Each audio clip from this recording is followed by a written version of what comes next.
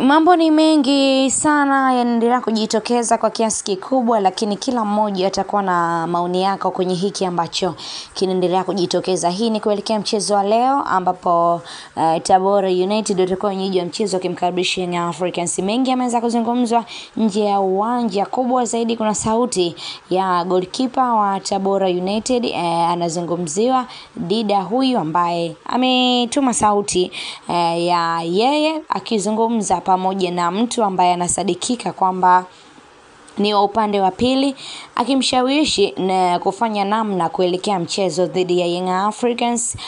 Ni kama vile anaombwa kupewa rushwa ili aweze kufanya urahisi anapokuwa pale katika lango lake katika huo mchezo, licha ya kwamba sauti bado haijajulikana ni ya nani, lakini Tabora wameshafunguka na kusema kwamba hiyo sauti tayari wameifahamu ni ya nani. Amezungumza afisa habari wa Tabora United, tunamzungumzia Christina Mwagala. Lakini kubwa zaidi pia mengi yameendelea kujitokeza kwa kiasi kikubwa. Christina Mwagala amezungumza na kusema kwamba haya yote watayafanyia kazi mara baada ya mchezo wa leo kuweza kutamatika. Wao wataingia rasmi katika mzigo kuhakikisha kwamba kila kitu kinaenda kukaa sawa kwa upande wao Tabora kama Tabora United. Mengi sana yanaendelea kujitokeza. Tuambie na wewe kwa hili ambalo linaendelea kusukwa ama linaloonekana lina ukweli kiasi gani, lina afya gani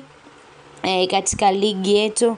Tunazungumzia ligi kuu soka Tanzania bara. Tuambie maoni yako, lakini kubwa zaidi tu usiache kusubscribe katika YouTube channel yetu ya Mtanange TV kama bado haujaweza kufanya hivyo, ili uendelee kujipatia taarifa zetu mbalimbali kwa haraka zaidi.